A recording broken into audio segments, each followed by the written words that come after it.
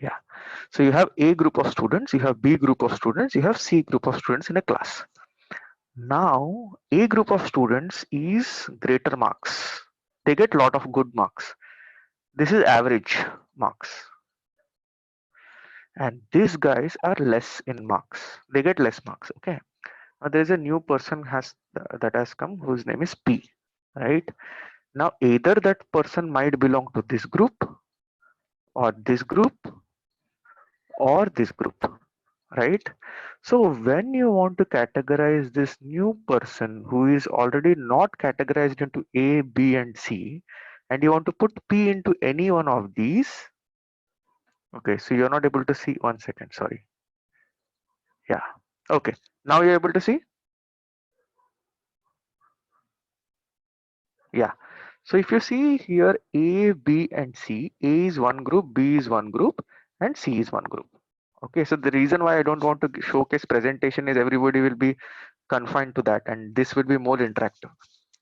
Now A is greater with respect to marks. I mean they get good, very good marks. B is those set of people who get average marks, and C is those set of people who get less marks. Now there's a new student who has come in second year directly after diploma, and these are all engineering students. And now this P wants to be either a part, can be either a part of A, can be a part of B, or can be a part of C. Correct? Now when you want to put P into any of these three buckets which are already classified, then that problem is called a classification problem. Okay, so classification means you already know what would be the outcomes, either A, B, or C. And similarly, for this doctor and patient example that I've given you, there are already fixed set of diseases, right? If that person has totally new diseases, then that is not a classification problem. But if he has a disease which is already there in the book, then yes, it's a classification problem. Okay, so as I said that there is a father, pardon my way of drawing, I don't draw well, right? And let's say for example there is a bicycle, right? And there is a father who is going to stand. Okay, there is a daughter or son who is going to ride the bicycle. Now if he is holding the parent is holding this particular cycle, this example is supervised. Because why? Who is supervising this kid? Can you tell me? Yeah, either the father or the mother is going to supervise it. Similarly, who is supervising P? Can you tell me?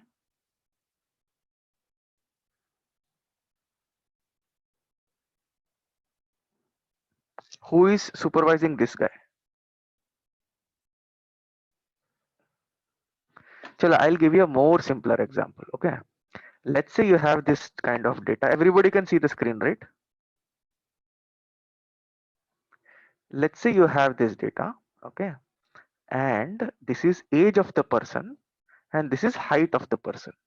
Okay, so A means age, H means height, and this is basically, let's say for example, some disease D. Okay, and this disease is typically for protein deficiency kind of diseases. Okay, if the height is maybe A1, age is A1 and height is H1, then the person does not have a disease. Okay, A2, H2, the person does have a disease. A1, H2 doesn't have a disease. A2, H1 doesn't have a disease. Then A3, H1 has the disease. Did you understand this data set? Can you tell me what is A, H, and D?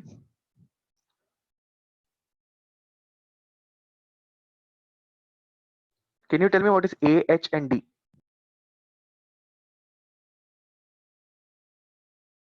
Perfectly correct. Okay. So if you see here, can you tell me what is the fundamental difference between this problem and this problem?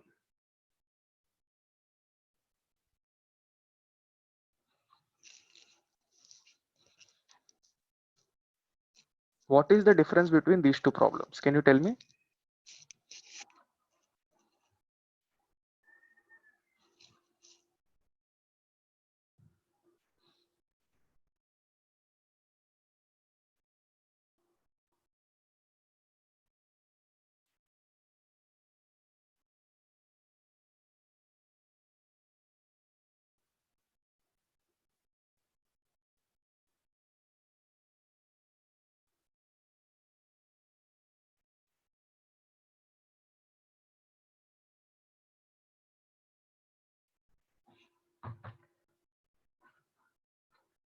Okay, now the task for all of you, right? All of you, the task is I will map this as 1, this as 2, and this as 3, and I will give you one more problem. Okay, let's say I have a graph, and this particular graph has the stock price of a particular share that is moving towards time. This is T and this is stock price. Let me call it SP. Okay, everybody understood this, right? What is this? This is the stock price and this is the time. So initially it is, let's say, 2010, and here it is 2020. Okay, and let me call this as 4. Okay, can you tell me, and I'll basically give you a pointer. Supervised technique, sorry, it's not right. I'm not able to write it perfectly. Okay, so let me call it as supervised technique is this, and this. Can you tell me, am I correct?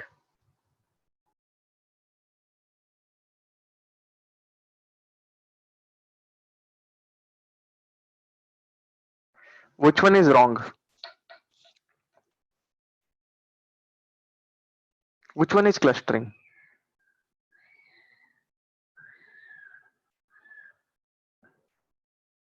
No, 2 is not clustering.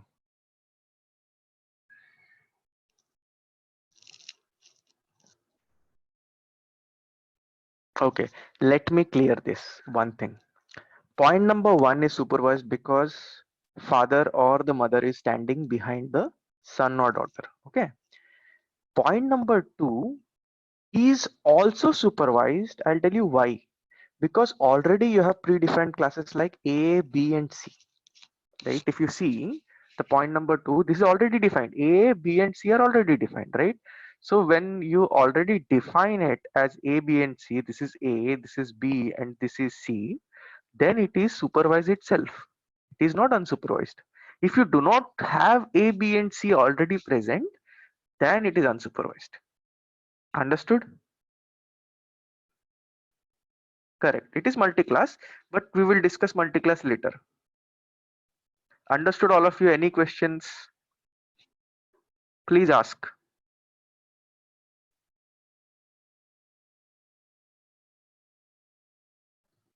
All clear? So third I will go again. Okay, Abhijit, I'll repeat. So whenever you have got already defined output, now P, can it belong to D? Abhijit, this question is for you.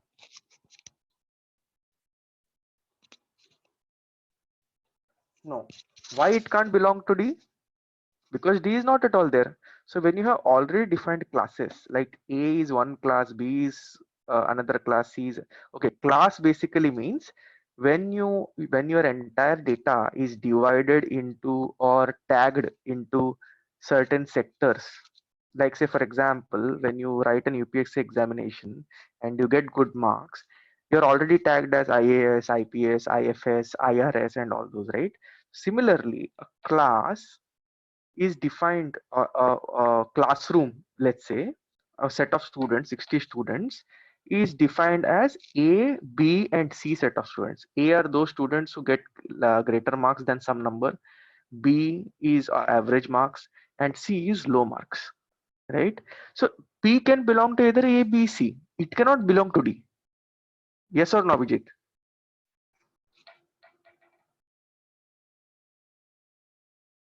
Correct. So when you say that P can belong to only these three and not other than these, then it is supervised. But if you do not define ABC and now you want to make P into a particular vertical level, then that case is unsupervised. Understood? So the reason why we call it supervised is because you have definite set of classes to which the data can belong to. Correct? Now, how many classes are there? 3 classes. Okay. Here, how many classes are there? In 3, 2 classes. Okay. Here,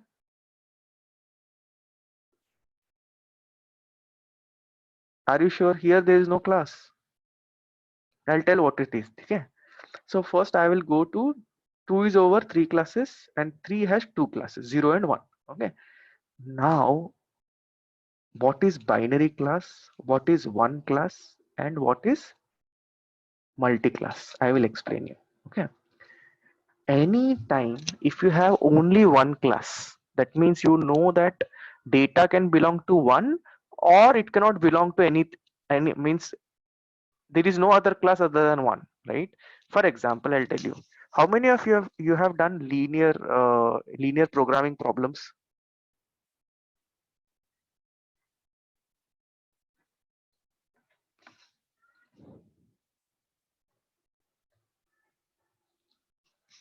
Okay. Now in a linear programming problem, what exactly happens is you have an x and y. Okay.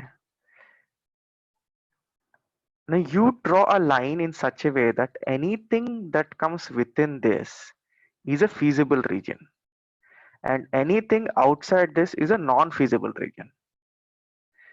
Guys, do you remember this concept?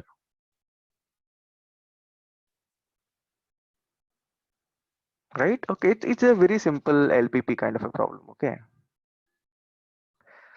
Now, you know this is one class, but do you know there is any other class other than this? You don't know. Such kind of problems is called one class. Understood?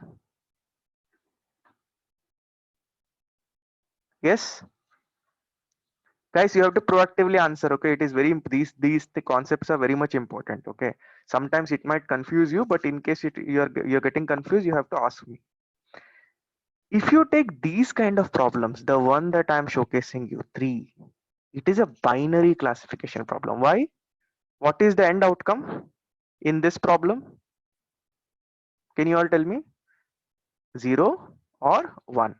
Okay. Here, what is the end outcome?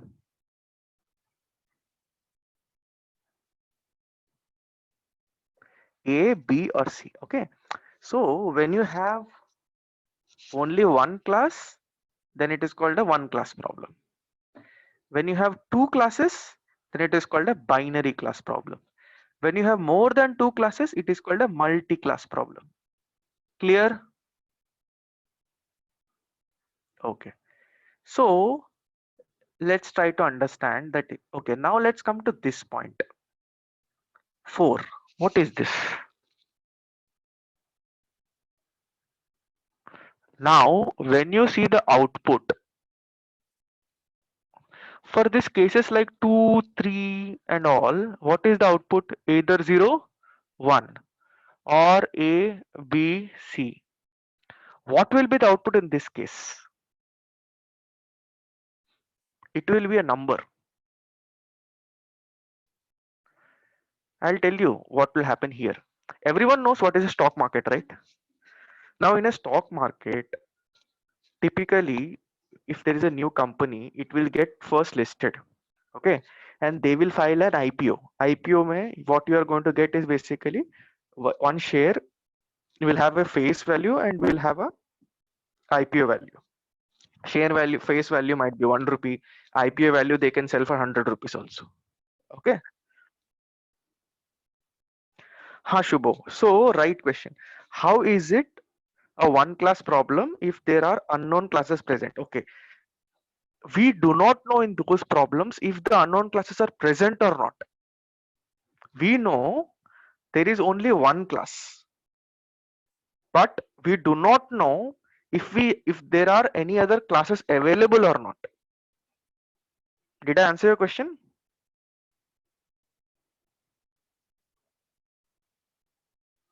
Okay, great.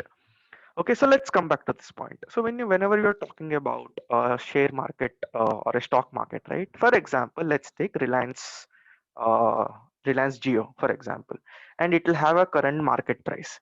But when it started, they might have sold at certain price, and it might have gone up, it might have gone down, and all those. Now, what typically these trading algorithms do is basically forecast what might be the price of this particular stock 1 month later, 6 months later, and 1 year later, like that. So when you're trying to predict this outcome, what is this outcome? Is it a number or a category?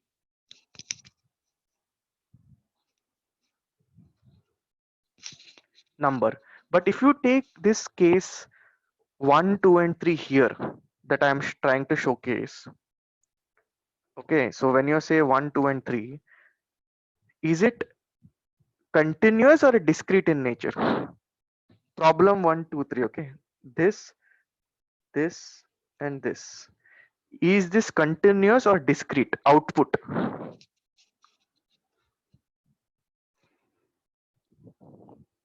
Yes, it is discrete. Discrete means what? Finite set of groups or ranges, right, is called discrete. What is continuous? Continuous example is marks of students, right? Finite categories or groups is called discrete, whereas what is continuous? Finite set of values, but are cannot be categorized into some levels or groups. For example, marks of a student, right? There can be 10 students getting the same marks, but I will not call it discrete. I will call it continuous. But when I say that I have got first class and my friend has got distinction, these are all categories. So you can convert a continuous value into categorical value, right? But let's come back to supervised. Now, supervised basically does two things. One, either it does classification, that is what we are doing, right? Example 2 is A, B, C. We are classifying P into A, B, or C. Or we can do the third one. We can say if the particular person has disease, yes or no. So we are classifying a new data that comes. So we will use some training method to train that computer to try and understand that if a new person comes, it also has to automatically define the new person into A, B, or C. Similarly, if a new patient comes for problem number 3 here, the system has to go ahead and say whether the person has the disease or does not have the disease, right? These kind of problems are called classification problems.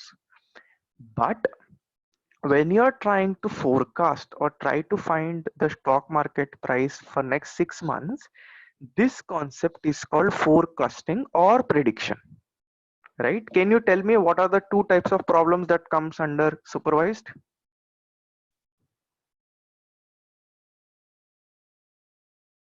What kind of problems come under supervised learning?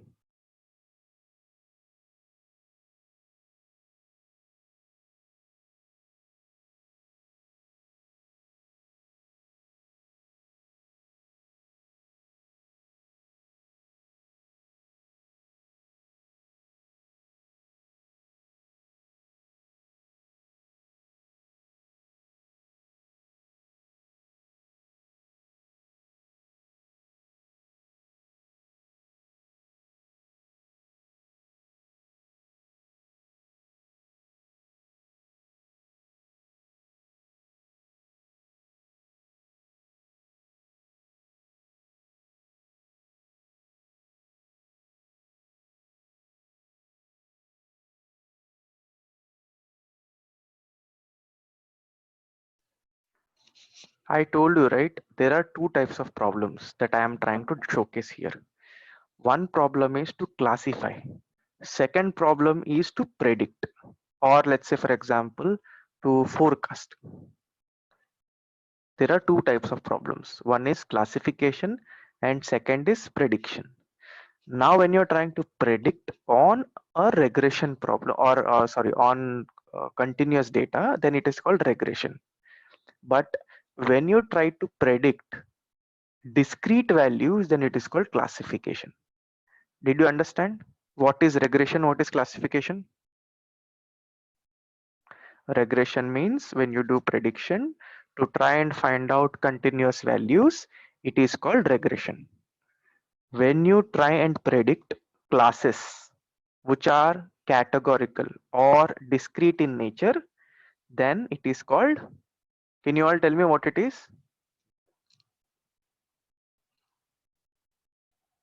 So Rishi, to clear it, right?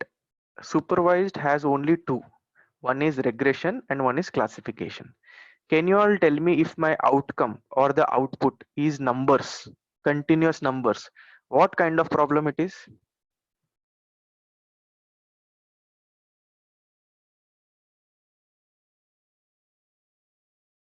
Correct. And when your outcome is discrete, like yes, no, maybe, or A, B, C, then it is classification problem. Clear? Anybody has doubt? Okay.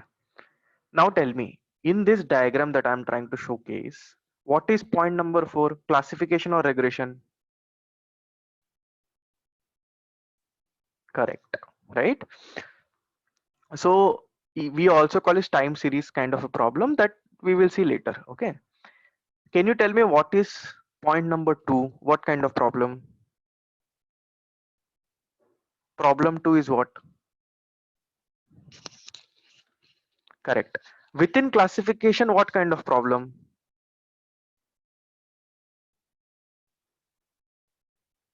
Within classification, what kind of problem?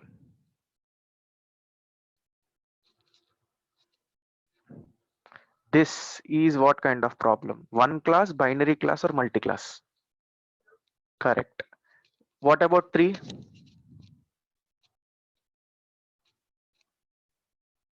Correct. And what about this? Perfect. Right? Everybody is clear? Good. Right. So these kind of problems are solved. Now, what I want you to do is tell me at least one use case or one problem. You go on internet, take 10 minutes and try to find me one example for each one of them. Okay, regression one example. Okay, second is binary, third is multi-class. For all of these three, you have to give me one example and write it on the chat.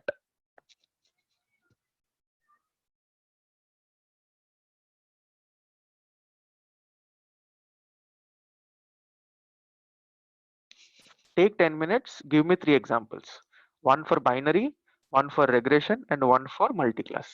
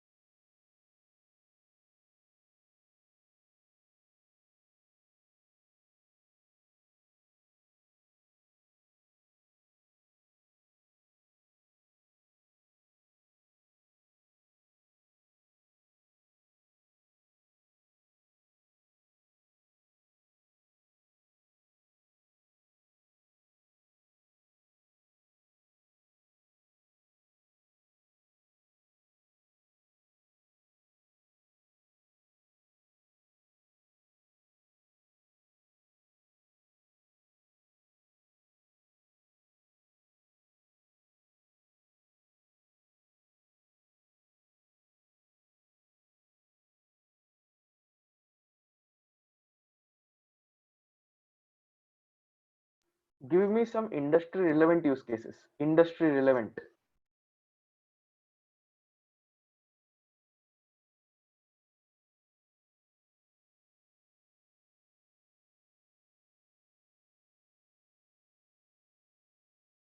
See, if you say gender, male, female, this is data. This is not an outcome, right? Similarly, marital status is not an outcome. It is either married or not married, right? And similarly, if you say binary number, it is 1 0. So I am not asking you examples of discrete data. I am asking you examples of binary classification problem.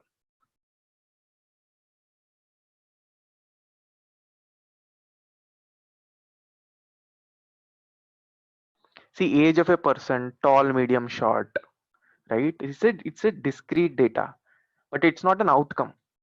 Outcome might be diseases. Yes, disease hai ki nahi hai, yes or no, those kind of things, right? So tell me with respect to a industry relevant outcome,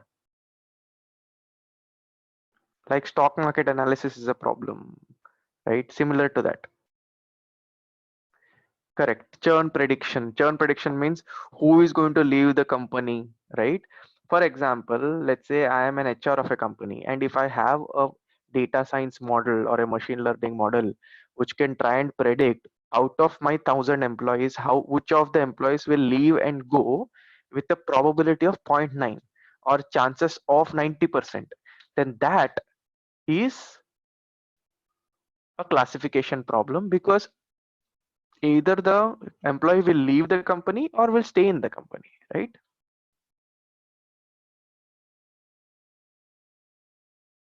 Correct. Rainfall prediction is a binary classification problem.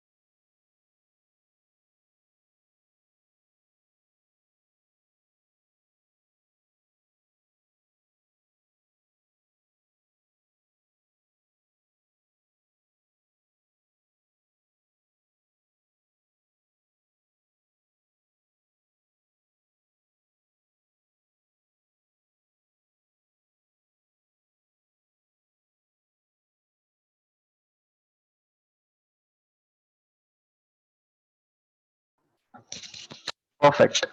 Correct. So these kind of problems you have to understand very well, right?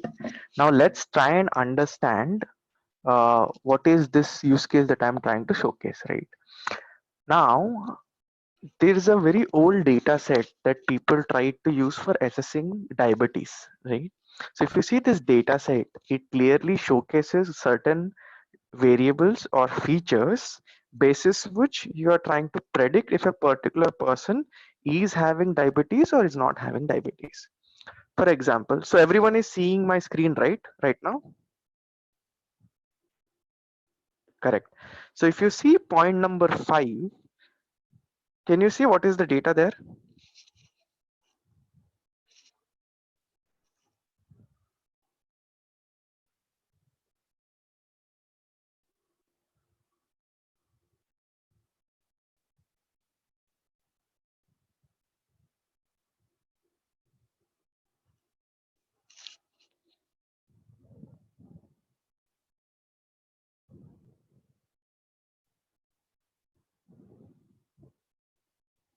Correct.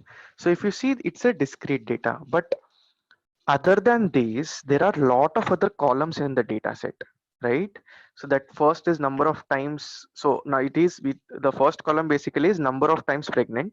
Second is what is the glucose value, what is the diastolic blood pressure value, skin thickness, insulin, body mass index, diabetes prediction, right? And you have age and whether diabetes is there or not. So this is the actual data. Can you tell me out of this which column is what we have to predict? Which is the column that we have to predict?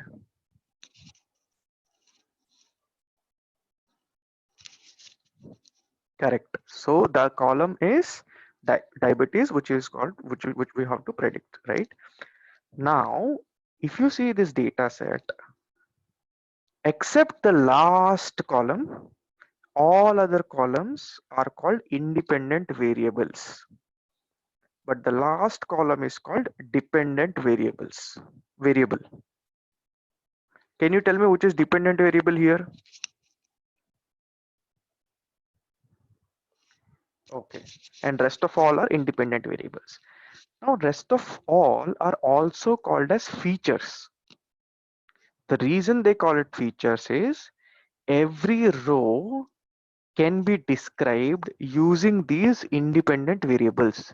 Can you tell me what is each and every row here?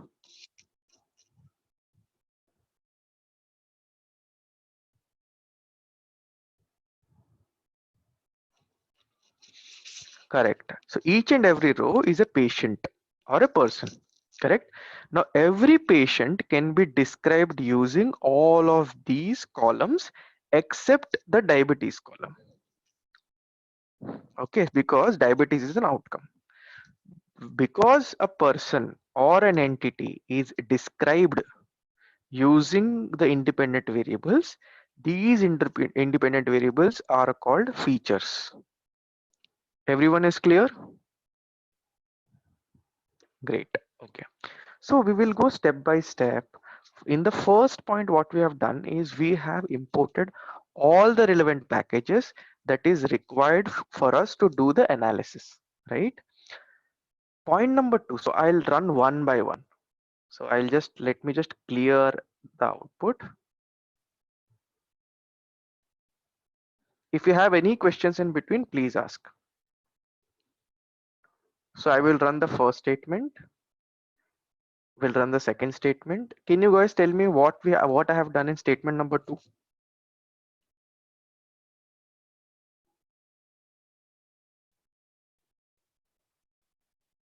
Correct. I have imported the data set and I have put that in a data frame, pandas data frame. Okay. Now, when I do run the next one, data frame dot shape means number of rows and number of columns. Okay. Next, if I write data underscore frame dot head, it in bracket 5, it will give top 5 records, top 5 rows. Now when I write tail 5, it will give me bottom 5 rows. Okay. And this is the data description. I want you to have a look at this part. Please read it once.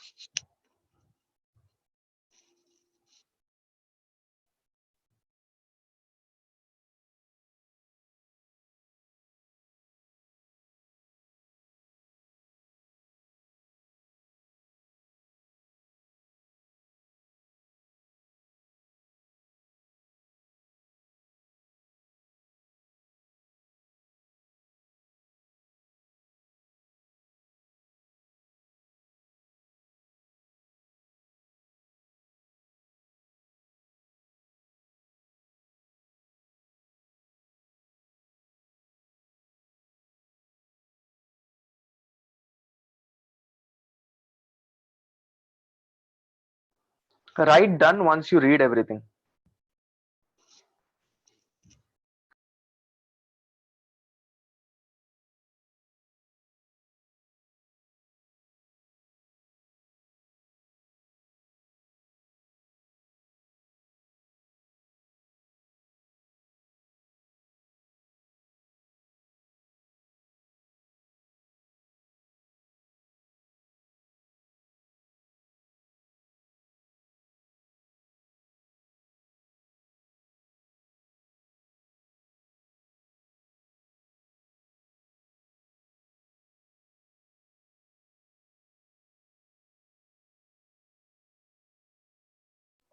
Great, you're quick. Okay. So the next step that we are trying to perform is trying to find out null values. So I'll give you a small explanation about this. When you actually take very larger data sets, big data sets, right? There are a lot of places you will get blank. For example, let's say marks of a student. And if if a particular student has not written the examination, can you tell me what will be there in the cell of that particular student? Not available or blank or null, correct? So we have to also find out how many nulls are there in the data set. I'll tell you why.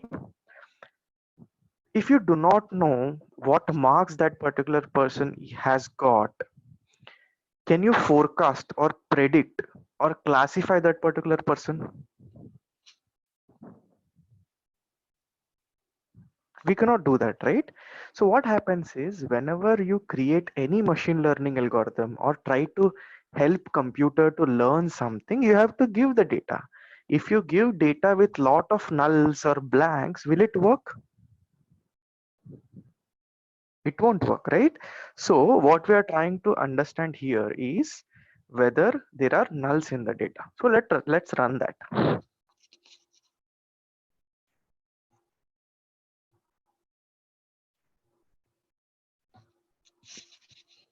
So are there any nulls in the data?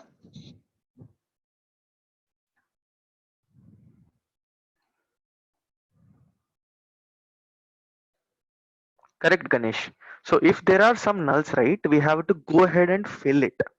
There are various ways to fill it. When you have a column which is numeric in nature, like marks of a student, typically we go ahead and replace that null value with the average marks. If there is a column which is, let's say for example, discrete in nature, like tall, medium, or short height of a person, then we replace it with the most frequent category. So if in a data set of 100, if tall has come 90 times, then we replace the null value with the best mode. Okay, so that is how it is. Any questions, guys? Please let me know if you have any questions. Correct, Ganesh. If we have, let's say, 80% and above nulls, then we go ahead and remove that column. Not 80%, sorry, 20% and above. Yeah, we can use Z index method, but we will not go in that. Okay. Next, what we are trying to find out is a correlation. Okay. Let's say you have 10 columns, independent variables, or you call it, let's say, features. If there are two features that are highly related to one another, you should not keep both of them. Why? Because both are showcasing you the same kind of answer, right? So that is where you have to create a correlation plot or a correlation graph, correct? So if there are two columns, age and height, but both of them are going in a positive manner with one another, then you can go ahead and remove one of them. Okay, and this particular method to remove certain columns or independent variables is called feature elimination method, which comes under feature engineering. Okay, so we will talk about feature engineering later, but fundamentally why feature engineering is used to select the right independent variables which will give you better accuracy to predict the outcome. Everyone understood this?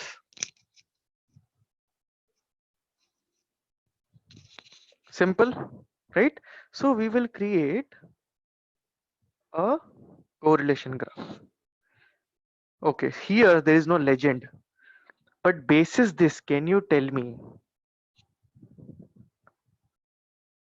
what does the graph say?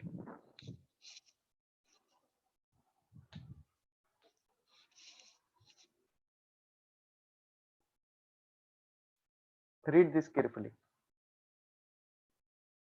Whichever I have marked, please read this carefully.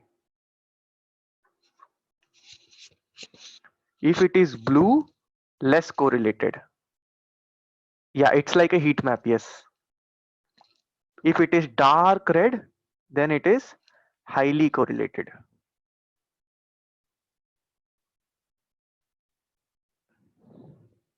Don't worry about this white patches. Okay. So white patches basically mean what is the relationship between number of time pregnancies and number of time pregnancies? It is 1. So anyhow, so they have given a separate mark.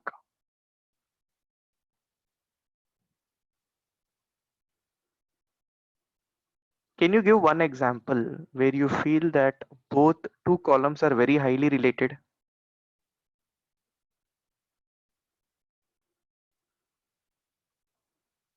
Skin thickness, correct, correct. So if you see here, let's just go down. Let's mark it, okay? Now don't worry about this graph. Let's get numbers. Number of time pregnancies with number of time pregnancy obviously is 1, right? Glucose with, hmm, let's say for example, what is high? This is good. Age and number of times pregnant is 0.55544341, right? Insulin with what?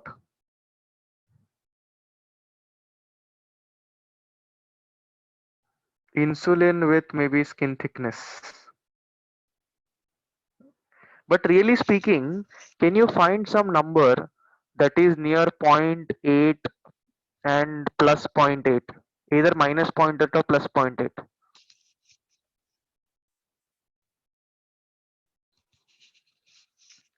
Diabetes and diastolic BP.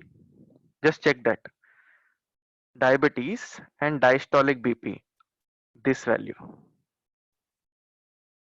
There is no relation. See, 0.06 means there is no relation at all. Diabetes and insulin. No, still no relation.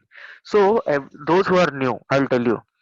If relationship between two variables is nearer to 1, that means there is no, nearer to 0, that means there is no relation.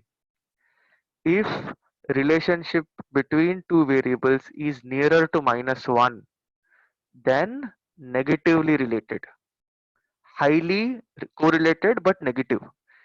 +1, highly correlated but positive. That means if there are two variables A and B and the correlation between both of them is +1, then if A increases, B also increases.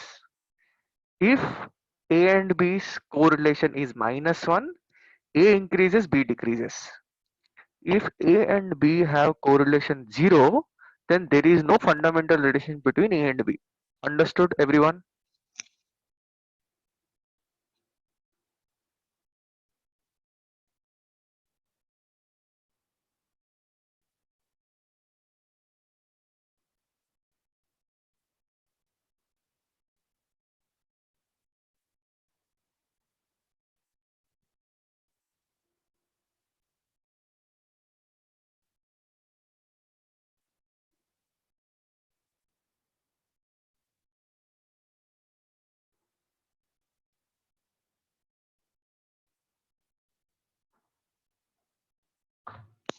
Got it? Any doubts?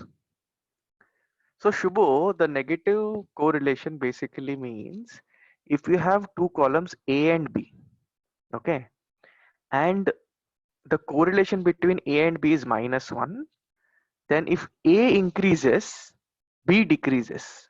That is a negative correlation. Abhi, can you ask your question if you have not understood?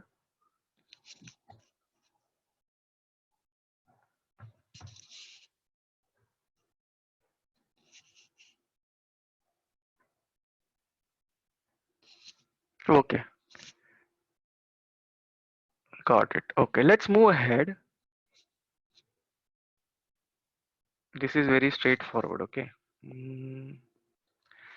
Correlation data frame is done. Okay, so now we are going to mold the data and we're just printing the head of that. Okay,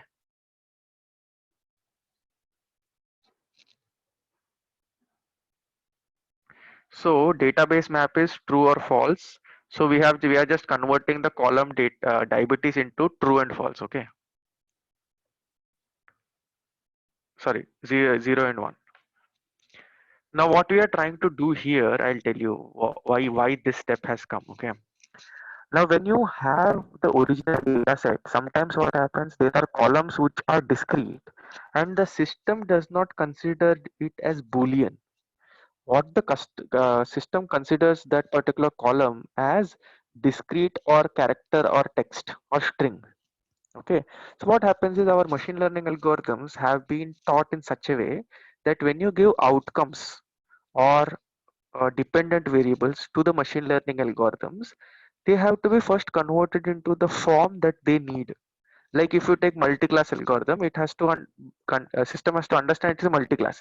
So if you write, let's say for example, you write three classes: BJP, Congress, and Aam Aadmi Party.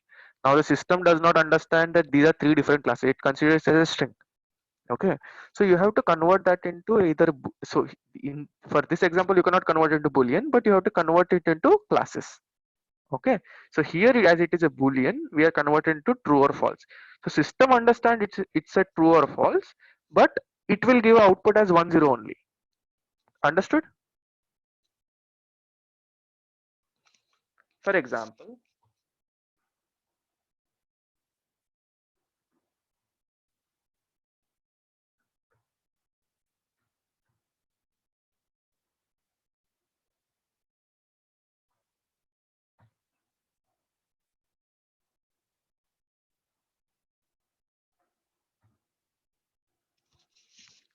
okay, so if you see this, right, if you specifically see, now it is taking as a pandas series, but when you convert into a list and then see, it will showcase you as Boolean. Okay, understood this? Now let's move ahead. No, class distribution. Okay. Now you have to tell me basis your understanding what is this.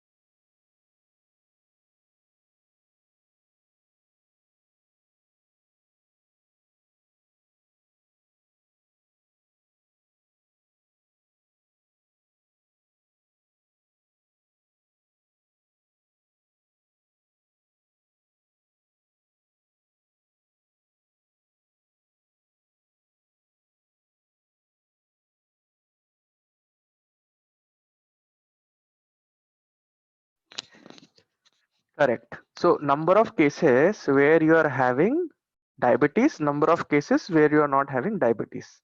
Understood? Correct. So let's move on.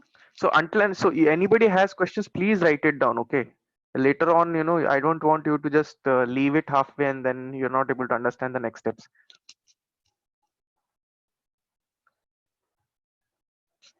Now, can you tell me total number of records or total number of rows in the data set?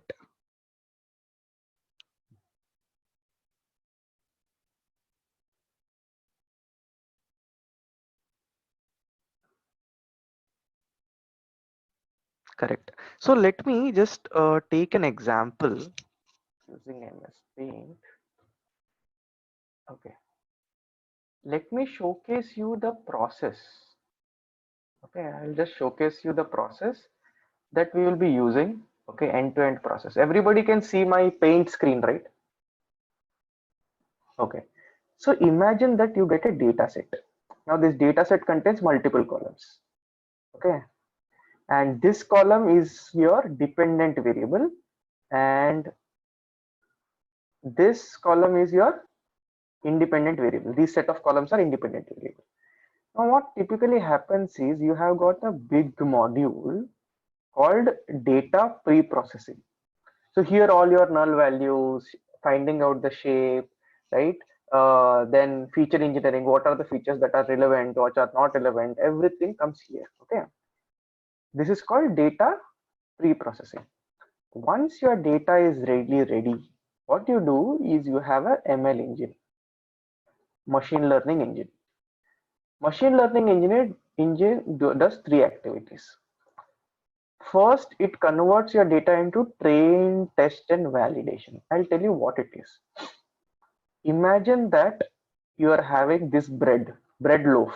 Okay, the daily bread we eat, right? What the system does basically is converts this into three types of data set. This is what, how many records are there? Can you tell me the length of this data set basis our what you call the diabetes data? Can you tell me how many records? Correct. So the total number of records are 768. Out of these 768 records, there are how many records which are, sorry, 1 second, 268 and 500. Okay. So there are zero is how many? 500. And ones are how many? 268. I'll tell you a small diagrammatic output. Now, straight away, what happens is your system converts into train and test. Okay, but problem is when you're training with one set of the data, because this is getting converted into train and test. Now, for example, let me take it like this. Let me tell this is training and this is called testing part. Now here the problem comes. If I cut it like this and all of the zeros are here and all of the ones are here, will it work? It won't work, correct? So in statistics, there is a method called stratified sampling that I will explain you. Okay, everybody is able to understand, right, what I'm trying to say?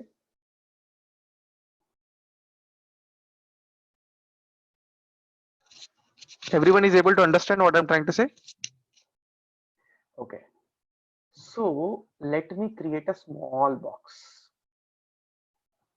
Here above, I will write down zeros and I'll write down ones. Sorry.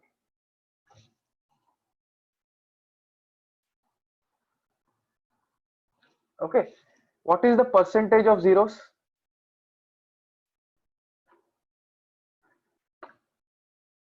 34.9 and 65.1. So can we make it 35, 65?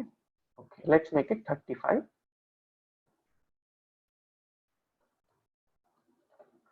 And 65%. Am I correct? Okay. Now I have training data and I have testing data. Can you tell me total number of samples? Perfect. Now training percentage is how much? 70. This is I have taken, okay, I have taken 70. And testing data is how much? Okay. Can you tell me what is the 70% of 768?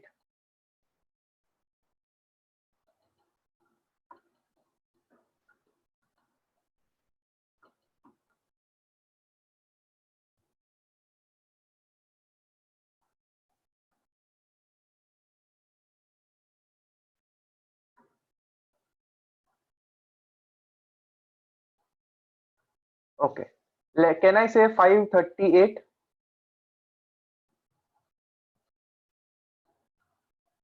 Okay. And what is the remaining? Testing 30% means how much? 250? Sorry, 230? Correct. Everyone should understand this, right? This is very important statistical concept. Now, listen to this very carefully. Can you tell me what will be the value here?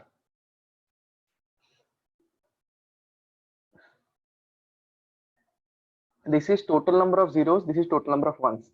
This is the training data, this is the testing data. Here, I should get 35% within this to be zeros. Then what is the number here?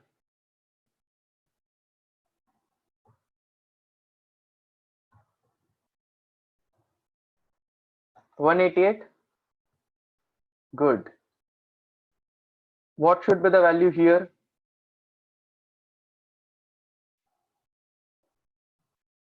Here, what should be the value? Correct. Just a second, guys.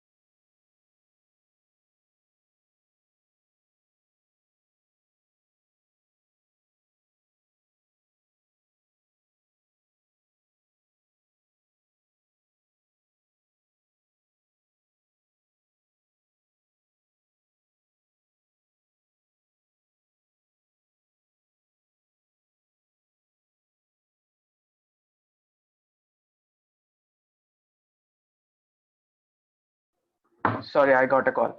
So if you see, what is the number here?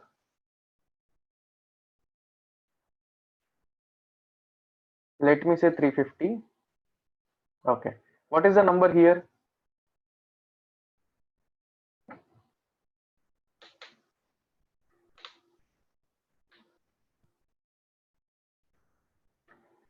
Okay, 80. And what is the number here?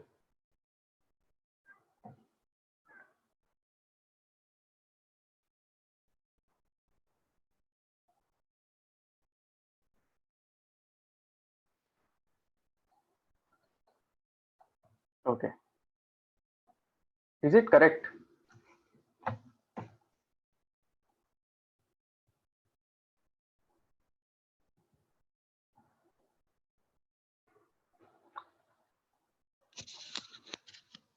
This is correct. Yes. Did everyone understand what is the meaning of stratified sampling and why we did it? Anybody has doubts?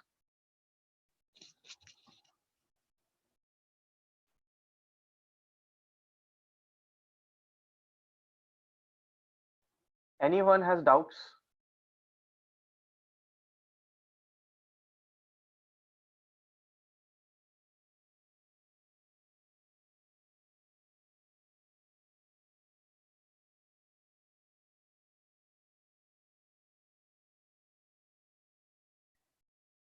Okay, Ganesh, I'll explain once again. Okay.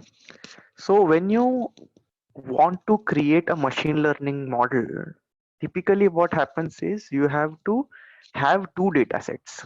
One data set is called training and another is called testing. The reason why we do this is basically to try and understand, because why are we basically creating these models? Because in future we have to use this model or the machine to predict or classify any new sample that comes. Okay, so why we do training and testing is basically to have a confidence that yes, my algorithm or my machine learning method works very well. So what we do is typically we convert our entire data set into 70-30 or 80-20 kind of ratio. So we will train on 80% of the data set but test on 20% of the data set. But here we train on 70% of the data set but test on 30% of the data set, right?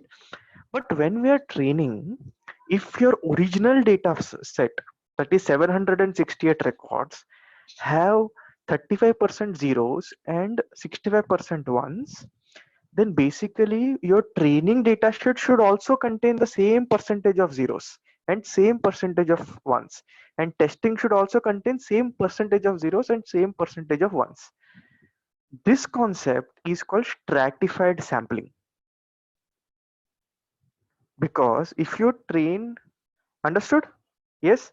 So that is very simple, straightforward thing that we do. Got it, everyone? Anyone has doubts?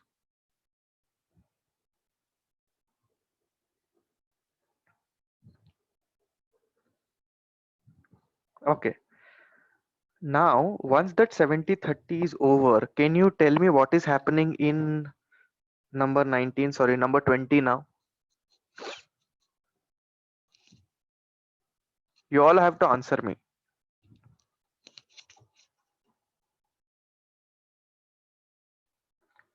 One, we are splitting the data, that is at the end, but we are also trying to tell the system which is the dependent variable and which is the independent variable. Can you tell me where are we writing that this is the dependent variable?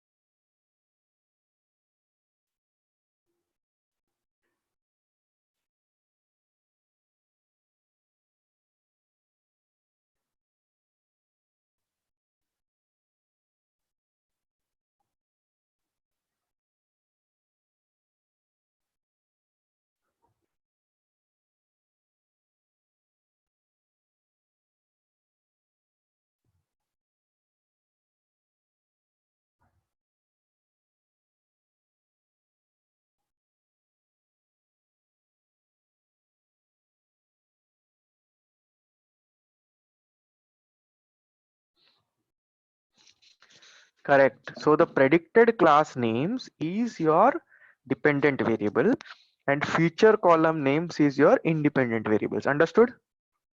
Now let's go ahead.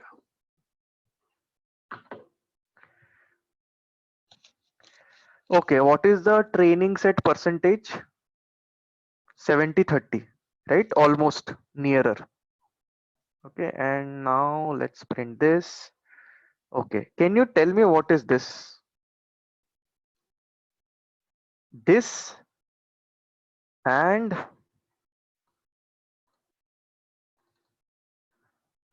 let me just, sorry. Oh, okay, one second. What happened?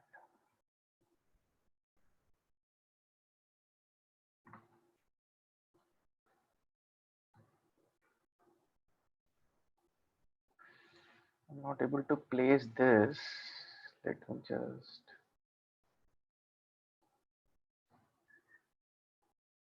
just 2 minutes, guys. Okay, can you see both the screens right now? Okay, are we wrong? Are we right?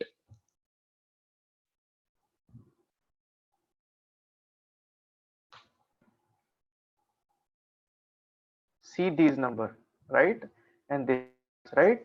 See, you have clearly solved what you call stratified sampling problem right in MS Paint, right? So now let's move ahead.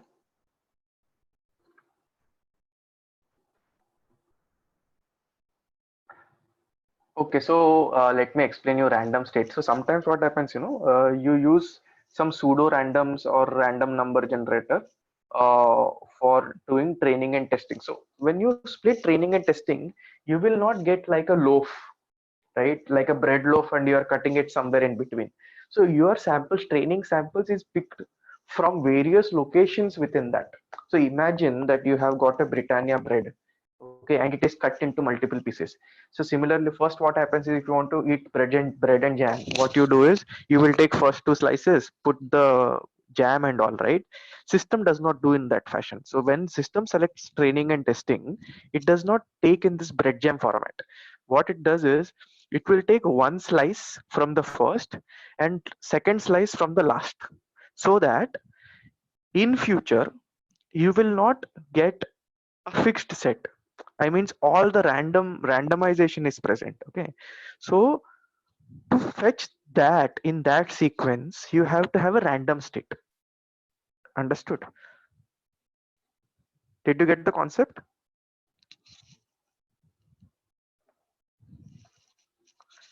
Okay, so let's move ahead.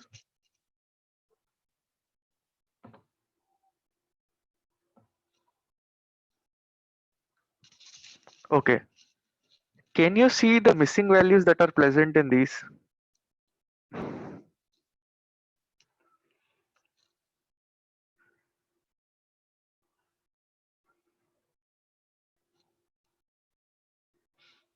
See, glucose cannot be zero, BP cannot be zero, right?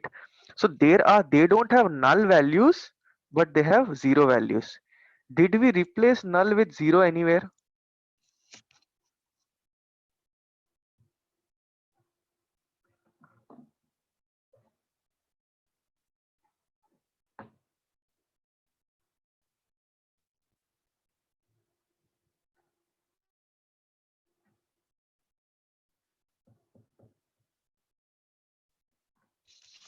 See, the data already has zero, correct?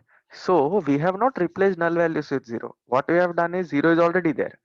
So the system is trying to check how many zero values are there. Is it possible to have a glucose zero value? No. So here in this next statement, we are trying to convert those zero values into a mean value. So similar to marks of a student. If marks, a student can get 0 marks, correct? But glucose cannot be zero, insulin cannot be zero, right? And diastolic BP cannot be zero. So you are replacing the value wherever zero is there with the mean of the column. Understood?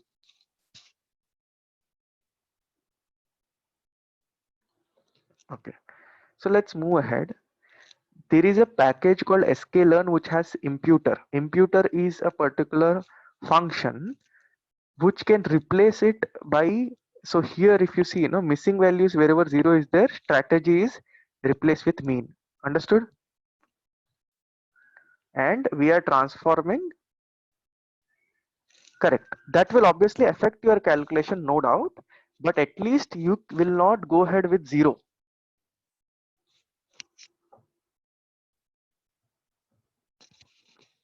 Okay, so the first algorithm that we are trying to implement is called naive Bayes. Okay, so in the next lecture, I will explain you 2-3 algorithms.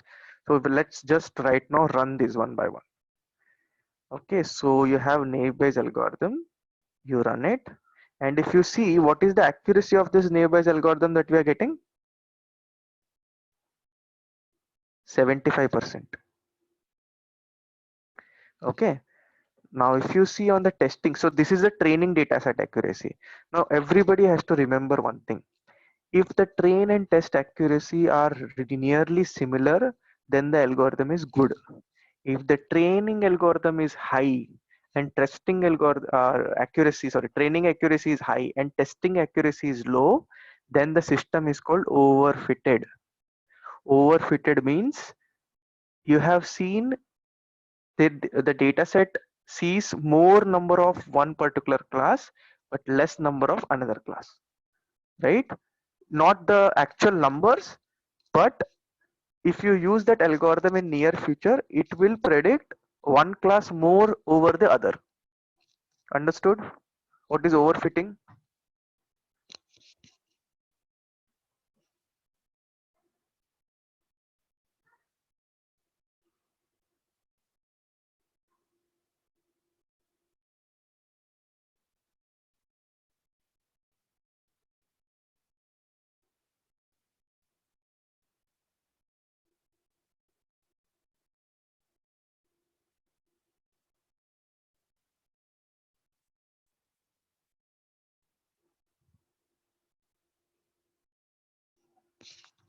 Okay, I'll repeat again. When the training data set accuracy and testing data set accuracy is similar to one another. So here if you see, it is 75% and 74.89. Okay, it is very much nearer. Then the algorithm is very good. If there is a huge difference, then the algorithm is not good. Output is not good. Okay. If the training accuracy is, let's say, 90% and the testing accuracy is 60%, that means your algorithm is not performing well, and it is trying to predict more with a more biasness. It is trying to predict one class over the other. So here, Vivek, can you tell me how many classes are there? The question is for Vivek.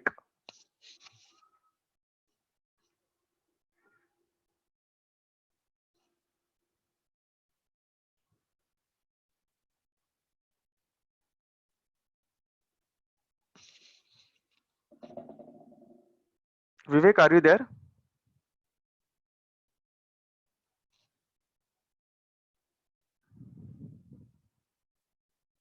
Okay, let's move on. Hope we go ahead fast. Okay. Next is the confusion matrix. Okay, and classification report. Okay. Can you tell me what is this 52, 28, 30, 121? What does it mean?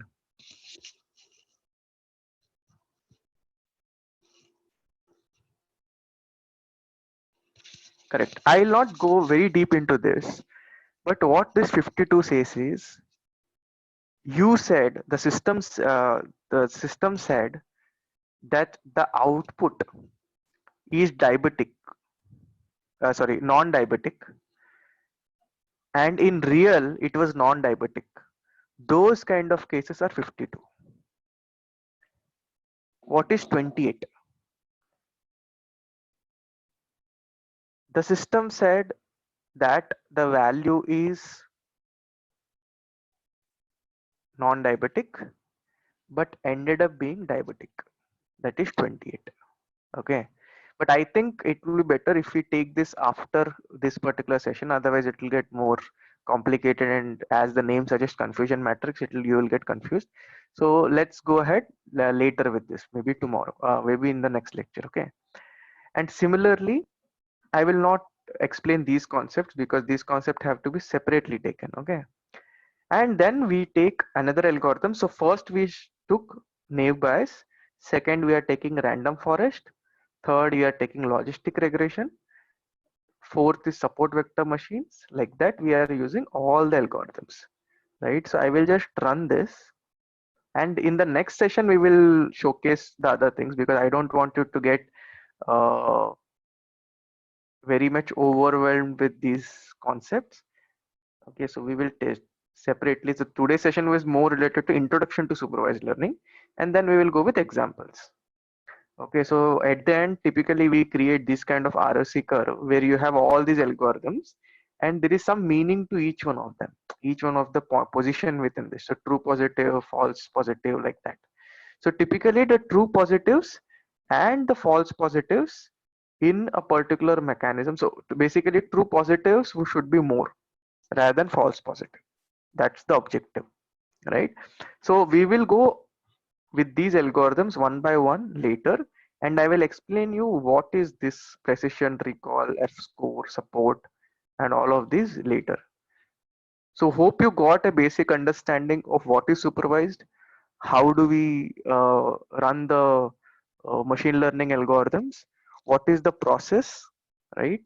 Just a brief of all of this is what was the agenda of this particular session. Hope you understood these concepts, right? So we will meet day after tomorrow as the session is planned, and then we will discuss each one of these algorithms and all of the parameters basis which you will be assessing these algorithms, right? So today I'll stop here. We will meet day after tomorrow, and meanwhile, if possible, please have a look at the channel that I have created. So I'll again share the channel's link.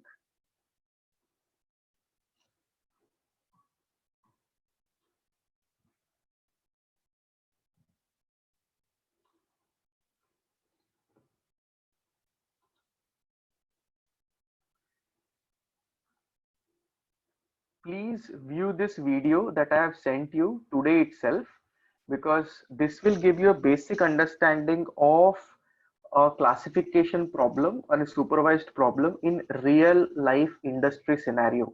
So if you go through this, I know this video is 1 hour long, but it would be best if you read this, I mean, go through this entire presentation that I have shared, the video of this. So you have to go through this link, watch this video, okay, and give me the feedback and put the comments on the video itself, so that I'll basically go ahead and understand how exactly and type of questions that you have. You can post it on the comment itself, and this will give you a basic understanding of insurance analytics, which is the most promising field in data science these days, right? And this will tell you how we in corporate tackle data science problems, right? It is not only running algorithms and getting an output and finding out accuracy. This is just 10% of it. How we solve in actual IT company with a 10-year experience or a 15 years experience person is what this is, right? So even a fresher should know this, because if you know these concepts that I have given in the video, then you can go ahead and crack any interview, because every interviewer is thinking of getting candidates who know how to solve business problems for their clients, not only machine learning, right? Hope you understood the session today, and I will also share my channel details with you. Just a second.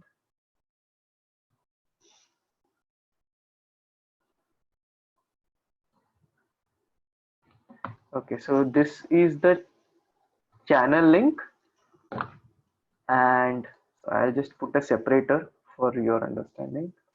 Okay, so this is the channel link that I have shared right now, and this is the one that you have to go through today itself.